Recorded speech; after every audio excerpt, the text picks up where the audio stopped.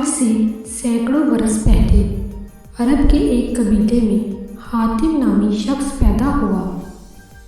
وہ اتنا سخی تھا کہ اس کی سخاوت کے قصے دنیا بھر میں مشہور ہوئے۔ اس کے دروازے پر جو شخص بھی آیا اپنی ضرورت پوری کر کے گیا۔ کہتے ہیں اسے اپنے ایک گھوڑے سے بہت پیار تھا۔ گھوڑا بھی اپنے مالک کا وفادار تھا۔ ایک روز آدھی رات کے قریب اس کے گھر میں چند مہمان آ گئے۔ اتفاق کی بات کہ اس وقت حاتم کے پاس اپنے مہمانوں کی دعوت کے لیے کچھ نہیں تھا اور رات کے وقت اس کا انتظام بھی بہت مشکل تھا۔ حاتم تائی نے اپنا پسندیدہ گھوڑا ذبح کر کے مہمانوں کی دعوت کر ڈالی اور مہمان نوازی کی لاج رکھ لی۔ ایک مرتبہ اس نے عرب کے سرداروں کی دعوت کی۔ اس روز 40 اونٹ ذبح کیے گئے۔ دعوت ختم ہوئی، سردار آپس میں ادھر ادھر کی باتیں کرنے لگے۔ گفتگو حاتم تائی کی سخاوت کے متعلق ہونے لگی۔ ایک سردار نے کہا، حاتم جیسا فراغ دل آج تک پیدا نہیں ہوا اور نہ ہوگا، کیوں نہ یہ سوال حاتم سے کیا جائے۔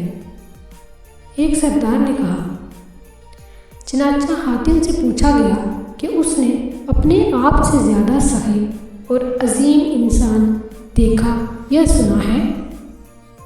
حاتم کافی دیر تک سر جھکا کر سوچتا رہا اور پھر مسکرا کر بولا، بہت زیادہ مال و دولت لٹانے کا نام ثقافت نہیں۔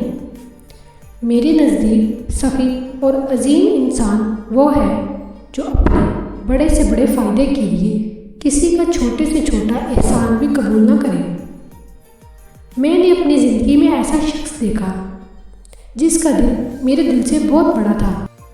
وہ ضرور کسی ملک کا بادشاہ ہوگا جس کے پاس بہت بڑا خزانہ ہوگا، سرداروں نے بیک آواز کہا۔ نہیں دوستو، ایسی کوئی بات نہیں، حاتم تائی نے جواب دیا۔ وہ تو ایک لکڑہارا تھا۔ تمام سرداروں نے حیرت سے ایک میزبان کو دیکھا تو حاتم نے کہا کہ ایک روز میں نے سارے شہر کی دعوت کی۔ مہمانوں کو کھانے پلانے کے بعد میں جنگل کی طرف نکل گیا۔ وہاں میں نے ایک بوڑھے شخص کو دیکھا۔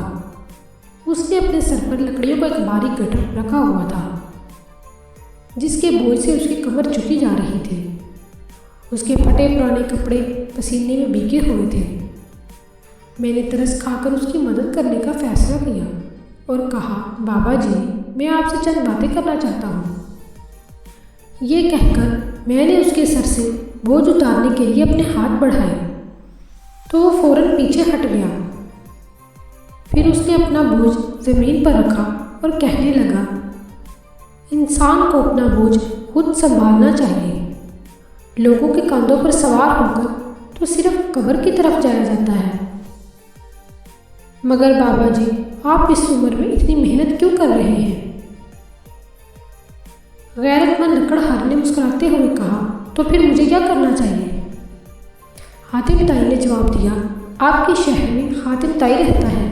اس سینکڑوں انسانوں کو ہر روز کھانا کھلاتا ہے۔ آپ اس کے دروازے پر کیوں نہیں جاتے؟ یہ سن کر لکڑہارے نے گھور کر مجھے دیکھا اور بڑی بے نیازی سے کہا، حاتم کے 2 ہاتھ ہیں، خدا نے مجھے بھی 2 ہاتھ عطا فرمائے ہیں۔